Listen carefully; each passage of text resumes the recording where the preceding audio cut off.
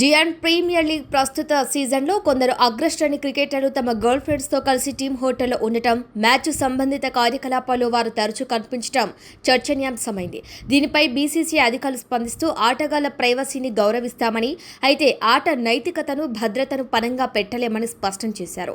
IPL ఫ్రాంచైజీల నిర్వహణలో ఉన్నప్పటికీ board నిబంధనలే అంతిమమని వారు గుర్తు చేస్తున్నారు. అంతర్గతంగా ఈ అంశాన్ని చర్చిస్తున్నాం. ఆటగాళ్ల భార్యలు లేదా కుటుంబ సభ్యులు హోటళ్లలో ఉండటం వలన ఎటువంటి ఇబ్బంది లేదు. కానీ గర్ల్ ఫ్రెండ్స్ విషయంలో మేము మరింత కఠినంగా ఉండాల్సిన అవసరం ఎంతైనా ఉంది. ఇది కేవలం క్రమశిక్షణకు సంబంధించింది మాత్రమే కాదు, ఇతర భద్రతా కారణాలు కూడా ఉన్నాయని పేర్కొన్నారు.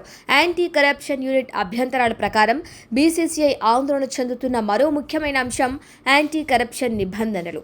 హోటల్ గదుల్లో అనాధికార వ్యక్తులు ఉండటం వలన ఆటగాళ్లకు సంబంధించిన కీలక సమాచారం బయటకు వెళ్లే అవకాశం ఉందని బోర్డు భయపడుతోంది.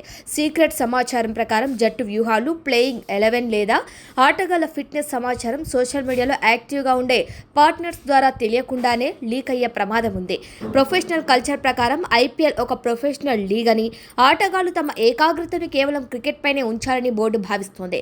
భారత జాతీయ జట్టు విదేశీ పర్యటనలను వెళ్లినప్పుడు కఠినమైన రూల్స్ అమల్లో ఉంటాయి.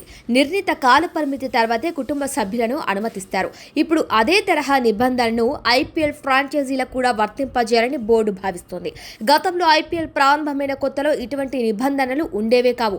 కానీ గర్ల్ ఫ్రెండ్స్ సంస్కృతి పెరగటంతో ఇప్పుడు అధికారికంగా ప్రకటించిన గర్ల్ ఫ్రెండ్ జాబితాను కోరే దిశగా బోర్డు అడుగులు వేస్తుంది. ఐపీఎల్ 10 వేర్వేరు ఫ్రాంచైజీలు ఉండటం వలన అందరికీ ఒకే రకమైన నిబంధనలు అమలు చేయటం బోర్డుకు కొంత కష్టంగా మారింది.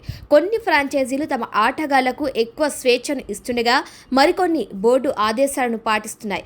ఈ గందరగోళానికి తెరదించడానికి 2026 సీజన్ ముగిసేలోపు లేదా వచ్చే సీజన్ నాటికి ఒక సమగ్రమైన గైడ్ లైన్స్ను విడుదల చేయాలని బీసీసీఐ యోచిస్తుంది.